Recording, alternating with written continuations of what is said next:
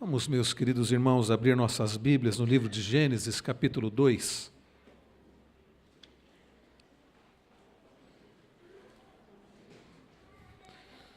Gênesis, capítulo 2. Por ocasião, queridos, do mês da família, mês de maio, nós celebramos o mês da família. E como falávamos pela manhã, nós teremos a nossa conferência da família nesse mês, dos dias 19 a 21, e também estaremos focando sobre esse tema tão importante nas mensagens dos cultos vespertinos, dos cultos da noite.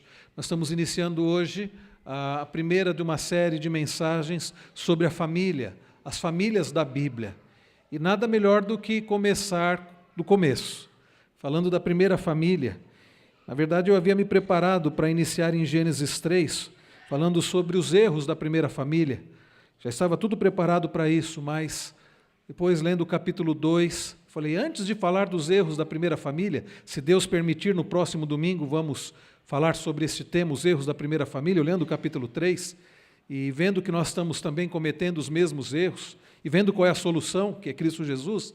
Mas hoje nós vamos falar sobre o início da primeira família, o propósito de Deus para a primeira família, e o que Deus estabeleceu para a primeira família, né? E juntamente, através da primeira família, para todas as famílias, para os casamentos. Gênesis capítulo 2, eu quero convidar os irmãos para olharem a partir do versículo 18. Eu farei essa leitura, meus irmãos, os irmãos podem acompanhar Gênesis capítulo 2, a partir do verso 18 até o final, até o 25, mesmo assentados, os irmãos acompanhem aí com bastante atenção.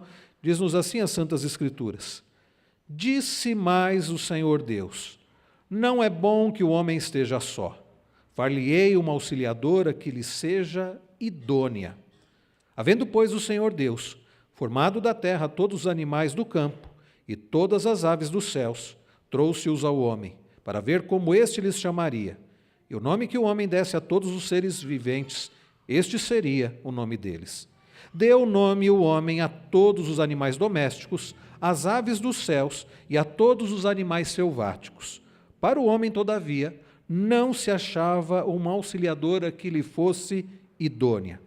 Então o Senhor Deus fez cair pesado sono sobre o homem, e este adormeceu, tomou uma das suas costelas e fechou o lugar com carne. E a costela que o Senhor Deus tomara ao homem, transformou-a numa mulher e lhe a trouxe. E disse o homem: Esta, afinal, é osso dos meus ossos e carne da minha carne, chamar-se-á varoa, porquanto do varão foi tomada. Por isso, deixa o homem pai e mãe e se une à sua mulher, tornando-se os dois uma só carne. Ora, um e outro, o homem e sua mulher, estavam nus e não se envergonhavam. Meus queridos irmãos, verdade é, infelizmente, tristemente, que a família hoje está em crise, de um modo geral. Verdade é, queridos amigos e irmãos, que a família tem sofrido toda sorte, todo tipo de ataques. Os casamentos têm sido bombardeados. Relacionamento entre pais e filhos tem sido abalados. Relacionamento entre irmãos. Nós temos, queridos, vivido de fato uma crise no que diz respeito ao conceito de família. Nós temos vivido, meus irmãos, uma crise no que diz respeito ao relacionamento familiar. Nós temos, meus irmãos, contemplado tristemente ataques à família, que são, na verdade, ataques à própria lei de Deus, ao próprio Deus. São coisas que afrontam o próprio Deus. Divórcio, homossexualismo, aborto, adultério. Coisas, meus irmãos, que me parece têm sido cada vez mais comuns nas famílias. Coisas que têm atingido mesmo famílias cristãs. Verdade é que a mídia, o mundo, tem feito com que estas coisas se tornem cada vez mais normais. Temos contemplado de forma... ficamos até assustados como tem crescido o número de aborto, o número de divórcio, O número de pessoas que simplesmente dizem, eu quero viver do meu jeito, e eu vou viver, buscar a minha felicidade do meu jeito, e se para ter a felicidade eu devo me unir a uma pessoa do mesmo sexo, então qual o problema disso? Temos contemplado, meus irmãos, na nossa sociedade o conceito pluralista, o conceito, meus irmãos, relativista, onde se diz tudo é relativo. Então cada um tem a sua verdade, eu vou viver conforme a minha verdade, buscando a minha felicidade. A cosmovisão dos nossos dias é essa, relativista. É uma cosmovisão, meus irmãos, que tem destruído não somente a família, mas ao destruir a família, em destruindo a família, tem destruído a própria sociedade. Não é por acaso, meus irmãos, que a sociedade em que vivemos está do jeito que está.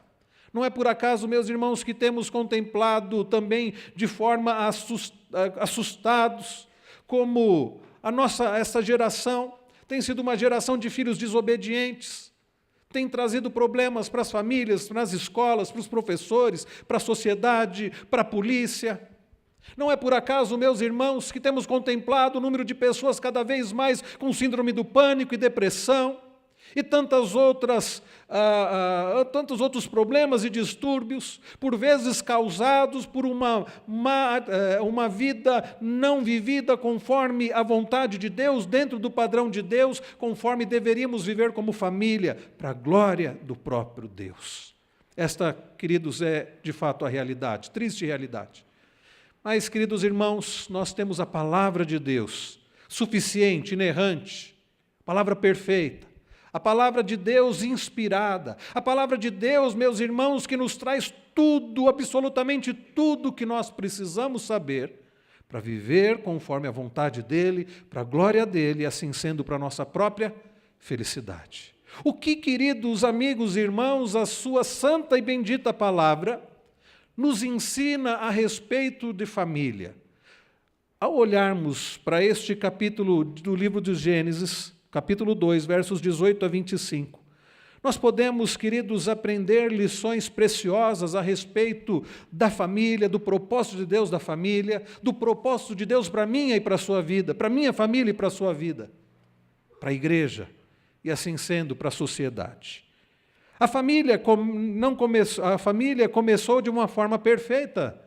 Deus criou o homem à sua imagem e semelhança. Ao olharmos o capítulo 1 do livro do Gênesis, nós lemos no verso 26, também disse Deus, façamos o homem à nossa imagem, conforme a nossa semelhança. Tenha ele domínio sobre os peixes do mar, as aves do céu, os animais domésticos, sobre toda a terra e sobre todos os répteis que rastejam pela terra. Criou Deus, pois, o homem à sua imagem, a imagem de Deus o criou, homem e mulher os criou. Deus criou o homem e mulher à sua imagem e semelhança. Representantes visíveis do Deus invisível, sem pecado, vivendo um casamento perfeito. Na semana que vem, se Deus nos permitir, falaremos mais sobre isso e sobre a queda e sobre as consequências do erro daquele primeiro casal. Mas Deus, meus irmãos, criou o homem e a mulher, Deus o criou para a sua glória. Interessante notar, e como eu falava pela manhã na aula da escola dominical, isso faz toda a diferença. Entender, queridos, que o homem foi criado para a glória de Deus. Entender que a mulher foi criada para ser uma auxiliadora idônea, para que ambos vivam para a glória de Deus. Entender, meus irmãos, que Deus é o idealizador, Deus é o criador da família e Ele cria a família para a sua própria glória. Deus criou o homem e mulher sem pecado. Adão e Eva eram representantes pactuais do Senhor. Eram vice-regentes, eles representavam seu rei soberano no reino cósmico. É o que diz Dr. Gerhard van Groningen em um dos seus livros, Criação à Consumação. Eles foram criados então como representantes pactuais do Senhor. Alguns teólogos chamam de mordomos, outros chamam de vice-regentes, outros usam outros nomes. O que significa, meus irmãos, que Adão e Eva, eles tinham o que chamamos de mandato, como nós temos estudado aqui pela manhã na classe dos adultos, mandato espiritual, mandato social e mandato cultural. O mandato espiritual no que diz respeito ao relacionamento com Deus, criados à imagem e semelhança de Deus, para se relacionarem de forma perfeita com o Criador. E de fato é o que acontecia. Deus passeava na viração do dia pelo jardim e conversava com Adão e com Eva, eles tinham um relacionamento perfeito. O mandato social. Homem e mulher tinham um relacionamento perfeito. E o mandato cultural. Homem e mulher se relacionavam de forma perfeita com o restante da criação. Representantes visíveis do Deus invisível. Eles eram representantes visíveis do Deus invisível. Deus planejou tudo. Deus, meus irmãos, não criou o homem por acaso. Deus, meus irmãos, não criou o homem e disse, olha, viva de qualquer jeito. Foi algo planejado. A Santíssima Trindade, na eternidade, planejou. E cria o homem à sua imagem e semelhança, e cria a mulher como auxiliadora idônea. E diz, agora vocês vão crescer e multiplicar, vocês vão encher a terra e vocês vão dominar a terra. Deus, meus irmãos, planejou tudo e criou conforme o seu propósito, e depois de criar, diz a Bíblia que viu Deus que tudo era bom, viu Deus que era muito bom. A família foi então, queridos, criada por Deus para a sua glória. E o que nós veremos hoje, meus irmãos, justamente é sobre essas verdades que vão fazer toda a diferença para a nossa vida e espero para a nossa própria família. O que podemos, queridos, aprender deste texto que lemos a respeito da família? Primeira coisa que eu quero destacar para nós aqui é que a família é obra de Deus. Porque nós olhamos, queridos, para esse texto e vemos que o próprio casamento é obra de Deus. A família, meus irmãos, é obra de Deus. O casamento é obra de Deus. Nós podemos verificar isso olhando estes versículos que lemos a partir do verso 18. Disse mais o Senhor Deus, não é bom que o homem esteja só. Far-lhe-ei uma auxiliadora que lhe seja idônea. Nós não vemos, irmãos, Adão pedindo por uma esposa, mas de fato Deus vê que Adão era necessário para ele uma esposa. Quem cria esta esposa é o próprio Deus. Nós lemos o relato a partir do verso 19, como Deus faz isso. Havendo, pois, o Senhor Deus formado da terra todos os animais do campo e todas as aves dos céus, trouxe-os ao homem, para ver como este lhes chamaria. E o nome que o homem desse a todos os seres viventes, este seria o nome deles. Deu nome o homem a todos os animais domésticos, às aves dos céus e a todos os animais selváticos. Para o homem, todavia, não se achava uma auxiliadora que lhe fosse idônea. Então o Senhor Deus fez cair pesado sono sobre o homem, e este adormeceu, tomou uma das suas costelas e fechou o lugar com carne. Os irmãos percebem? Quem é que está agindo? É Deus. Verso 22, e a costela que o Senhor Deus tomara ao homem, transformou-a numa mulher e lhe a trouxe. Nós vemos aqui, meus queridos, que quem cria a família, quem é o autor do próprio casamento, é obra do próprio Deus. Nós podemos verificar isso nos versículos que nós lemos, meus queridos irmãos, e podemos ver aqui que o casamento foi um projeto de Deus. O casamento é obra de Deus, não é criação do ser humano, é criação de Deus. A começar, Deus criou o homem e Deus criou a mulher, fez macho e fêmea. E a palavra no hebraico para homem e mulher, para macho e fêmea, já vai designar a diferença, inclusive a diferença fisiológica entre eles, física. Criou Deus o homem. Quando nós olhamos no capítulo de número 1, versos 27 a 28, nós já lemos isso, que Deus criou o homem à sua imagem e semelhança, homem e mulher os criou. Mas isso nós vemos também no versículo 18 que nós acabamos de ler. Então, meus irmãos, Deus permite que Adão olhasse os animais, que Adão observasse o comportamento dos animais, para que Adão desse nome aos animais. E ao permitir isso, Deus está fazendo com que Adão percebesse a realidade da própria criação. E Adão, ele faz o que Deus ordena. Ele faz passar os animais diante de Adão para que ele possa ver que não há criatura apropriada.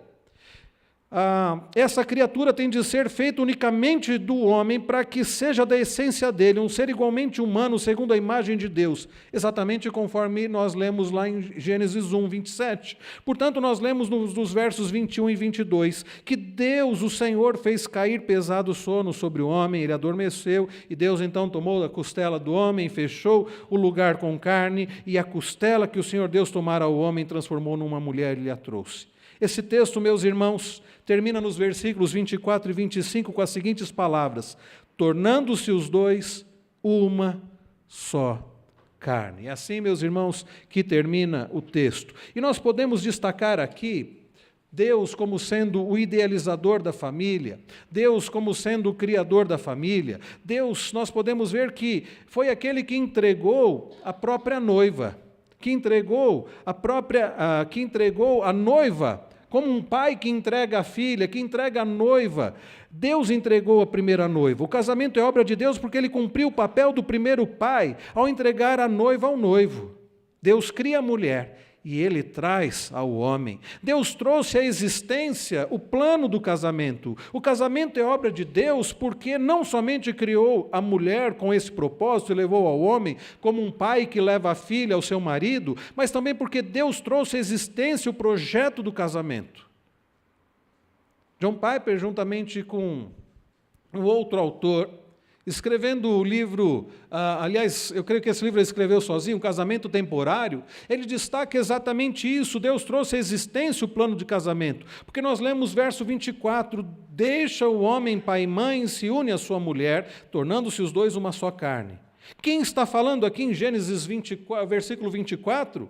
O escritor de Gênesis. Nós sabemos que Deus usou Moisés para escrever o livro de Gênesis, também Êxodo, Levítico, Números e Deuteronômio. Moisés é o autor humano dos 5 primeiros livros da Bíblia, mas foi inspirado por Deus. E o que acreditava, meus irmãos, Jesus acerca do escritor de Gênesis? Ele acreditava que era Moisés. Nós lemos isso lá em Lucas 24, 44. Jesus também cria que Moisés estava inspirado por Deus, de sorte que aquilo que Moisés havia escrito era exatamente o que Deus havia colocado na sua mente para que ele escrevesse. Ou seja, Moisés escreveu o que escreveu inspirado por Deus. É por isso que lá em Mateus 19, versos 4 e 5, nós lemos: respondeu-lhe Jesus, não tendes lido que o Criador desde o princípio fez homem e mulher, e que disse: por esta causa deixará o homem pai e mãe e se unirá à sua mulher, tornando-se os dois uma só carne. Jesus está citando esse texto. Ou seja, se Jesus está citando, dizendo que é palavra de Deus, significa que isso não é invenção de Moisés. O que nós estamos falando, meus irmãos, é bom deixar claro isso, que este texto que nós estamos lendo, assim como toda a Bíblia, não é fruto da imaginação do homem. Nós não cremos em mitos, nós não cremos, meus irmãos, que a Bíblia contém a palavra de Deus, nós cremos que a Bíblia é a palavra de Deus. Nós cremos de fato que Adão e Eva realmente existiram. Nós não estamos falando de personagens fictícios, nós não estamos nos referindo a uma novela hebraica, nós não estamos falando de uma história fictícia, nós estamos falando de pessoas reais e do propósito real de Deus para a família, porque Jesus Cristo cita esta passagem dizendo que é palavra de Deus. Aliás, deixa eu dizer uma coisa, se qualquer passagem das Escrituras você considerar que pode ser um mito, que pode ser uma invenção, você destrói toda a autoridade da Bíblia e nada, absolutamente nenhuma parte da Bíblia poderá ser crida. Mas nós cremos como palavra de Deus inspirada. Então, meus irmãos, Deus trouxe à existência o plano de casamento. Portanto, o casamento é obra de Deus, porque Deus, pela sua palavra, trouxe à existência o projeto mais primordial. Deixe o homem pai e mãe e se una à sua mulher, tornando-se os dois uma só carne. Propósito de Deus, vontade de Deus. Deus realiza a união, como diz aqui o texto, em uma só carne. O casamento é obra de Deus porque é o próprio Deus quem realiza a união referida nas palavras, tornando-se os dois uma só carne. Essa união, meus irmãos, está no centro daquilo que é o próprio casamento. É Deus quem, em cada casamento, Ele ordena, Ele realiza a união denominada uma só carne. É preciso, então, meus irmãos, em primeiro lugar, deixar isso claro. A família é obra de Deus. Não é invenção humana, não é invenção da sociedade. O casamento não é uma invenção da sociedade, do homem, é obra de Deus. Quando um casal profere seus juramentos, sabe quem é o personagem principal? Num casamento, o casal profere os seus votos. Eu, fulano de tal, recebo a você, fulana de tal, como minha esposa, e prometo amar-te, honrar-te, defender-te, cuidar de ti, ser-te fiel até a morte. E para isso empenho a minha honra. E a esposa do mesmo modo. Eu, fulano de tal, recebo a você, fulano, como meu esposo, e prometo amar-te, honrar-te, defender-te, cuidar de ti, ser-te fiel em todas as coisas. Quem é o personagem principal? Não é a noiva, não é o noivo, não é o casal. não são as testemunhas, não são os convidados, é o próprio Deus. É Deus. O mundo não sabe disso. O que é uma das razões de o casamento ser tratado com tanta informalidade. E os cristãos muitas vezes fazem de conta que não sabem disso. Que é o próprio Deus presente realizando aquela união. Então, meus irmãos, a família é coisa séria. E devemos levar a sério. Porque o casamento é coisa séria e devemos levar a sério, porque não é obra do homem, não é invenção humana, não é coisa fruto da sociedade, mas é obra de Deus. É obra de Deus. Assim, em resumo, queridos, a declaração mais fundamental que podemos fazer sobre o casamento é que ele é obra de Deus. É obra dele porque foi seu desígnio na criação. É obra dele, cita o John Piper no seu livro, porque ele entregou pessoalmente a primeira noiva em casamento. É obra dele, meus irmãos, porque pelo poder da sua palavra ele trouxe à existência o plano de casamento. Deixar os pais, unir-se à esposa e tornar-se uma só carne. É obra dele, meus irmãos, porque essa união em uma só carne é estabelecida pelo próprio Deus em cada casamento. Então saiba disso, o casamento é obra de Deus, a família é obra de Deus. Deus diz isso, deixa o homem pai e mãe, se une à sua esposa, crescei e multiplicai-vos, tenham filhos. É obra de Deus a família. Agora, em segundo lugar, meus irmãos, além de verificarmos, além de aprendermos que a família é obra de Deus, em segundo lugar, é preciso deixar claro qual é o propósito de Deus para a família. Deus não somente estabeleceu a família não apenas é obra de Deus, mas sendo obra de Deus, Ele realiza essa obra para a sua própria glória. E se você não entender isso, você vai continuar falhando como marido, ou como esposa, ou como pai, ou como filho, ou como irmão. Enquanto, queridos amigos e irmãos, não entendermos qual é o propósito de Deus para a família, é possível e muito provável que venhamos a falhar no nosso papel dentro da família. Deus cria o homem para a sua própria glória. E Deus cria a mulher para, como auxiliadora idônea, viver também para a glória de Deus. E Deus une o homem e a mulher para a sua própria glória. E Deus então diz, crescei e multiplicai-vos para a sua própria glória. A ponto da Bíblia dizer que a herança do Senhor são os filhos. E Deus diz, dominem a terra para a sua própria glória. Tenham um relacionamento de domínio, de cuidado da criação para a minha própria glória. É o que Deus diz, é o que Deus estabelece. Quando nós olhamos, meus irmãos, para este texto de Gênesis 2, nós vemos isso. Lá em Gênesis 2, no verso de número 24, nós lemos, deixa o homem pai e mãe e se une à sua mulher, tornando-se os dois uma só carne. E é interessante conectar esse texto com o seu uso lá em Efésios 5, versículos 31 e 32, porque o apóstolo Paulo diz que isto é na verdade um mistério. Que tipo de relacionamento é esse? Que maneira, meus irmãos, essas pessoas são ligadas? Elas podem romper esse relacionamento? Elas podem viver esse relacionamento da forma deles, de acordo com a mente deles, conforme a vontade deles? Podem sair de um cônjuge para o outro? Podem viver de qualquer jeito? Não. O apóstolo Paulo vai aplicar esse texto lá em Efésios 5. A união entre Cristo e a sua própria igreja. De forma, meus irmãos, que o amor, conforme escreve o Dr. Gerhard van Groningen, missionário holandês já falecido, no seu livro Família da Aliança, o amor é um vínculo de amor e vida, que tem também, meus irmãos, uma marca do pacto, que como nós acabamos de participar da mesa do Senhor, relembramos através do pão, o corpo de Cristo, e através desse cálice, o sangue do Senhor.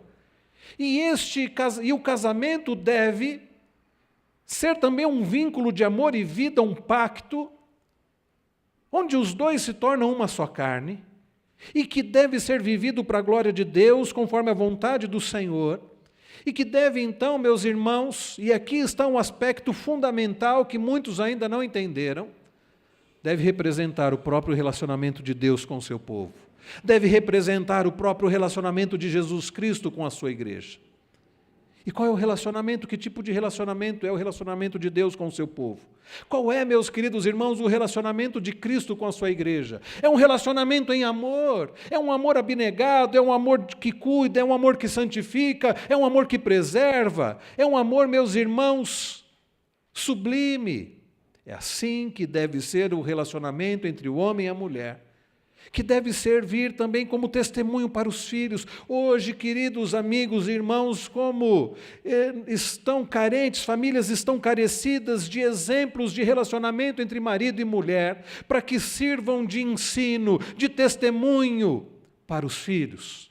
Filhos que olham para o pai e para a mãe e não conseguem enxergar o amor de Deus para com o seu povo. Externado ali, exemplificado ali, imitado ali. Filhos que olham para o pai e mãe e não conseguem ver o amor de Jesus Cristo para com a sua igreja. Porque por vezes o que eles veem é um pai que não tem cuidado com a mãe, um marido que não tem cuidado com a esposa, uma esposa que não tem amor, cuidado, submissão pelo marido. Casal que vive conforme a própria cabeça e por isso todo tipo de problemas, conflitos no relacionamento. E os filhos estão ali contemplando todos os dias. Nós acabamos de ver, meus irmãos, no momento do batismo infantil, a seriedade que é o batismo infantil.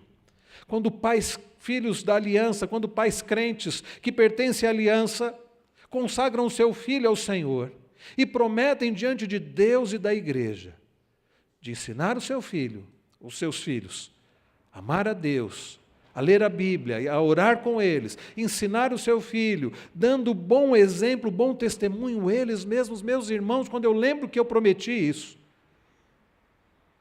é algo que nos deve levar a temer e tremer, porque por vezes a nossa atitude dentro de casa, como marido, como esposa, diante dos filhos, não tem exemplificado o amor de Deus para com o seu povo, não tem exemplificado, testemunhado do amor de Jesus Cristo para com a igreja. Então, meus queridos, por isso que, em primeiro lugar, depois de termos visto que o casamento e a família é obra de Deus, a família foi criada por Deus para a própria glória de Deus.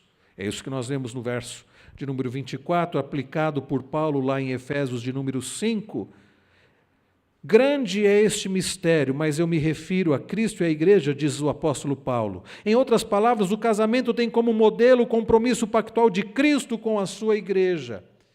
E já fica aqui para nós uma pergunta muito séria, oportuna. Você que é casado, deve refletir acerca desta pergunta.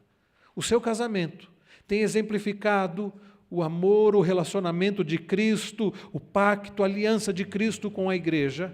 Você, como marido, tem sido um marido que zela pela vida da esposa, que procura zelar pela vida espiritual, que procura cuidar da vida dela, a vida sentimental, a vida material, emocional e, sobretudo, espiritual. Como Cristo tem cuidado e sustentado a sua igreja, você, marido, tem amado a sua esposa como Cristo amou a igreja. Você, esposa, tem se submetido de forma sábia e humilde a este tipo de cuidado do marido. Quando nós não entendemos o nosso papel na família, nós não vamos viver conforme a vontade de Deus para a glória de Deus. Meus queridos irmãos, nós aprendemos até aqui que Deus é o autor da família, porque Deus é o autor do casamento. E é Ele quem diz, depois de criar a mulher, entregar ao homem, trazer ao homem, diz, tornem-se os dois uma só carne, é Ele que diz, crescei-vos e multiplicai-vos. Ele é o autor da família, idealizador da família, e deve ser o sustentador da família, porque sem Deus a nossa família não poderá ser verdadeiramente feliz, abençoada e abençoadora. E nós aprendemos em segundo lugar, meus queridos e amados irmãos, que Deus cria a família para a própria glória dEle. E que o relacionamento conjugal deve refletir o amor de Cristo para com a sua igreja, o cuidado de Cristo para com a sua igreja, a aliança de Cristo para com a sua igreja. E é claro, meus irmãos, a nossa família só será uma família para a glória de Deus se vivermos conforme a vontade de Deus. E é por isso que eu disse que o marido precisa entender o seu papel dentro do lar. É por isso que nós precisamos, hoje nós não temos tempo para isso, mas é por isso que é preciso olhar em toda a Bíblia o que a Bíblia ensina sobre o papel do marido, sobre o papel da esposa, sobre o papel dos pais, para que a nossa família seja uma família que vive para a glória de Deus. É o marido que, conforme Paulo escreve em Efésios 5, deve amar a esposa como Cristo amou a igreja, deve cuidar dela, deve apresentá-la, de forma agradável ao Senhor, como Cristo faz com a igreja. É por isso que a mulher deve se submeter a essa autoridade, a essa liderança que o marido deve exercer em amor, sendo sábia. É por isso que os pais, conforme o mesmo apóstolo Paulo escreve em Efésios 6, devem criar os seus filhos na disciplina e correção do Senhor. Devem amar os seus filhos na prática, ensinando-os a amar a Deus sobre tudo, ensinando-os a guardar tudo que Jesus nos tem ensinado, ensinando a colocar em prática isso dia após dia. É por isso que pais crentes, para que a família seja para a glória de Deus, precisam gastar, investir tempo nos filhos. Mais do que comprar coisas para os filhos, é levá-los a Cristo. Quando eu preguei aqui sobre a grande missão da igreja, olhando para Mateus 28, que diz: ide, fazei discípulos de todas as nações, batizando-os em nome do Pai, do Filho e do Espírito Santo, ensinando-os a guardar todas as coisas que vos tenho ensinado. E não somente ensinando a guardar, mas é aplicar viver o que Jesus ensinou. Eu citei um artigo, não me lembro o nome do autor, que escreveu qual era o texto número 1 sobre criação de filhos. E pensava eu que ele iria citar Deuteronômio 6, que amar a Deus sobre todas as coisas, inculcar isso aos filhos. Pensei que ele fosse falar de Efésios 6, criar os filhos na disciplina, na admoestação do Senhor, mas, para minha surpresa, o autor disse que era Mateus 28, 19 a 21, que é justamente fazer dos nossos filhos discípulos de Cristo. Meus queridos irmãos, Deus é quem criou a família, o casamento, estabeleceu a família. Deus, meus irmãos, criou a família para a glória dele. E nós só vamos ser uma família que glorifica a Deus se formos maridos segundo o propósito de Deus, esposas segundo o coração de Deus, pais que criam os filhos na disciplina e correção do Senhor, ensinando-os a amar a Deus, a viver para Deus, a serem semelhantes a Jesus Cristo, e filhos que obedecem e honram os seus pais. Em terceiro e último lugar, meus queridos irmãos, além de aprendermos aqui que Deus é quem criou a família, que a família é para a glória dele, nós aprendemos, mais uma vez olhando para o verso de número 24, como é que nós podemos viver, quais os conceitos aqui do casamento para a família. Observe comigo o verso de número 24. Nós vamos destacar alguns ensinamentos. Por isso, deixa o homem pai e mãe, se une à sua mulher, tornando-se os dois uma só carne. Como é, meus queridos irmãos, que homem e mulher podem viver conforme o propósito de Deus o casamento? Como podemos verificar isso nesse versículo? Primeira coisa, nós lemos sobre unidade. O texto diz, por isso, deixa o homem, pai e mãe, se une à sua mulher. É unidade, meus irmãos, em amor, em compromisso. É uma unidade que só é possível verdadeiramente quando temos essa unidade com o próprio, quando nós temos a comunhão com o próprio Deus. E eu tenho dito que o casamento é um relacionamento diferente de todos os outros, porque os dois se tornam uma só carne. E eu tenho dito também, meus irmãos, que só é possível um casamento feliz e abençoado e uma família feliz e abençoada quando temos comunhão com o próprio Deus. Mas neste versículo nós podemos destacar também alguns aspectos deste casamento, conforme a vontade do Senhor. O verso de número 24 diz, por isso deixa o homem pai e mãe. Esse deixar é muito importante. Jaime Kemp, missionário da CEPAL, um dos seus livros comenta sobre isso, que é um deixar geográfico, é um deixar financeiro, é um deixar emocional. Pela manhã eu falava um pouco sobre isso. O homem não pode continuar dependente dos seus pais, não pode continuar na dependência emocional, na dependência financeira. Ele precisa, como sendo verdadeiramente homem agora, preparado para ser um homem no seu lar, para sustentar a sua esposa, para supri-la emocionalmente, espiritualmente, financeiramente. Isso, aliás, demonstra que é um homem bíblico. E se alguém ainda quer casar Preste atenção aqui os adolescentes, os meninos e jovens que estão querendo casar. Se você não está preparado para se desligar dos seus pais, não estou dizendo abandonar o pai e mãe, não é isso que a Bíblia diz, mas é deixar geograficamente, deixar emocionalmente, financeiramente. Se você ainda não é maduro, se você não pode com coragem dizer eu tenho condições de suprir a minha futura esposa, porque eu serei alguém que vai liderar o meu lar em amor, e eu vou liderar em amor, e vou ser um líder que cuida, que protege, que supre. Você não está preparado para casar, você ainda não é homem de acordo com a Bíblia. Nós temos vivido uma crise, porque meninos, eu chamo de meninos, mas talvez tenham 30, 40 anos, estão se casando, e qualquer problema correm para o colo da mamãe. Dependem financeiramente dos pais, não são maduros, dão mais trabalho para a esposa do que os filhos dão. Esses dias eu li um artigo em que as mulheres estavam reclamando que alguns maridos dão mais trabalho para elas do que os filhos. São imaturos, vivem ainda como adolescentes, não são homens ainda para casar, mas estão casando. Esse deixar, então, meus irmãos, envolve tudo isso, e a esposa também. Há esposas que ainda não cortaram o cordão umbilical da mãe, do pai, qualquer coisa corre para a casa do papai e da mamãe, não se submetem à autoridade do marido, querem continuar se submetendo à autoridade dos pais. Meus irmãos, esse deixar é muito importante, e se você não está preparado para deixar pai e mãe, como eu falava pela manhã, não é abandonar, não é desprezar, não é deixar de amar, não é deixar de honrar, não é nada disso. Mas é estar preparado para constituir a sua família e viver a sua família e suprir a sua família. Se você não está preparado, não case. E se você está casado e ainda não está preparado, busque a graça do Senhor. Busque a misericórdia do Senhor, o preparo do Senhor. E se você precisar de ajuda, nós temos aconselhamento bíblico nessa igreja. Para que você seja um homem de acordo com a Bíblia, uma mulher de acordo com a Bíblia. Para que você seja uma bênção na sua casa. Esse deixar envolve isso. Diz mais o verso de número 24. Por isso deixa o homem pai e mãe e se una à sua mulher. Se una à sua mulher. Aqui tem um caráter, meus irmãos, de monógamo, de monogamia.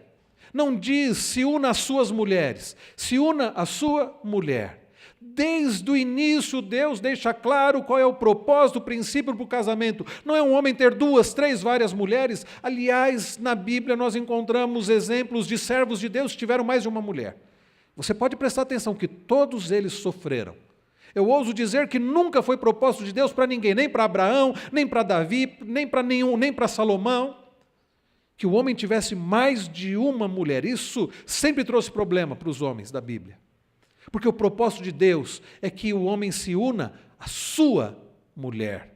Por isso ele não criou 2 Evas, ele criou uma Eva para Adão. E nós temos também aqui, meus irmãos, também podemos ver o propósito heterossexual. Não diz por isso, deixa o homem pai e mãe, se una ao seu homem, se una à sua mulher. É uma mulher só e é uma mulher. O homossexualismo tem sido uma afronta a Deus. O homossexualismo tem causado sérios problemas na sociedade. Então não é questão, meus irmãos, de, como as pessoas dizem hoje, homofobia. Não é questão de homofobia, é questão que nós estamos olhando quais são os princípios bíblicos para a família. É isso, meus irmãos, que nós aprendemos. Deus é quem criou a família. Deus criou a família para a sua glória. E Deus estabeleceu princípios para que essa família viva, para que Ele seja glorificado. A pergunta que fica para nós, meus irmãos, é assim que nós temos vivido, é assim que nós temos encarado a família, o casamento, é assim que nós temos buscado viver para a glória de Deus.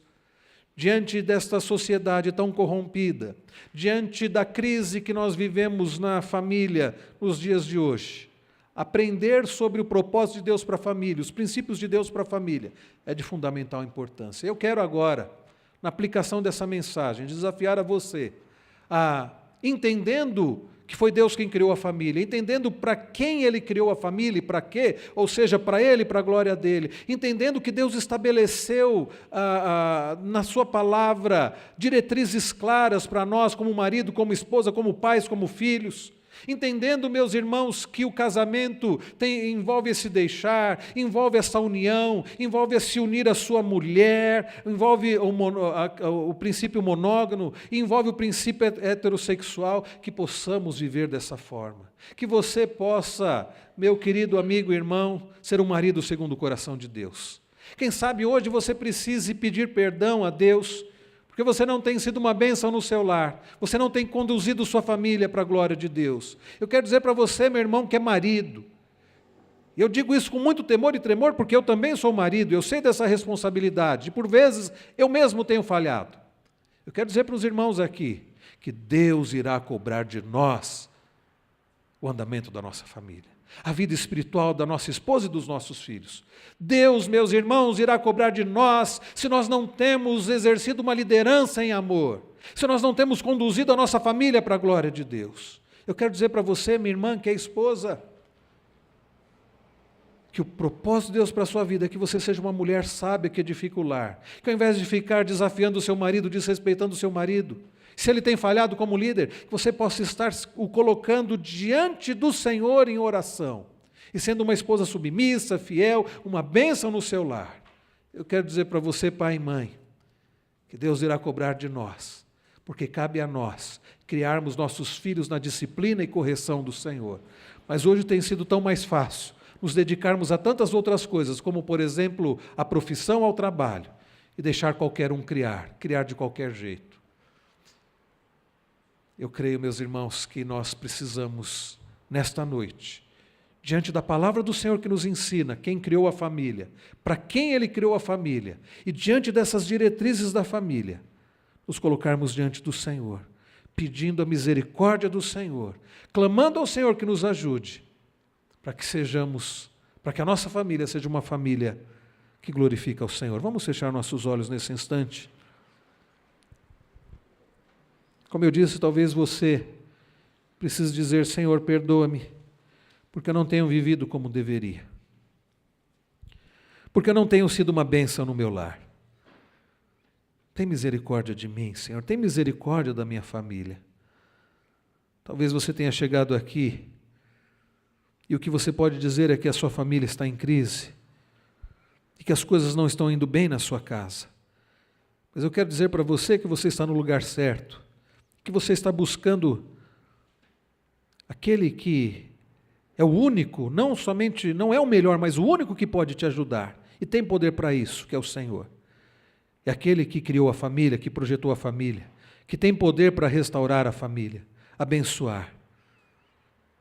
Diga: Senhor, eu entendo que a família é obra do Senhor e que a família existe para a Tua glória. Ajuda-me, ó Deus, como marido, esposa, pai, filho, irmão. Ajuda-me, ó Deus, para que eu seja uma bênção no meu lar. Ajuda-me, ó Deus, para que a minha família seja para a Tua glória. Ajuda-me, ó Deus, primeiramente, a viver para a Tua glória. Coloque a sua vida diante do Senhor. Diga: Senhor, eu preciso do Senhor para isso. Eu quero viver para a Tua glória. Eu quero ser um marido segundo o Teu coração. Eu quero ser uma esposa conforme a Tua vontade. Eu quero ser um pai, uma mãe, de acordo com a Tua palavra. Eu quero ser um filho que honra, que obedece os meus pais, de acordo com a Tua palavra, para bênção para a minha vida, porque é o primeiro mandamento com promessa.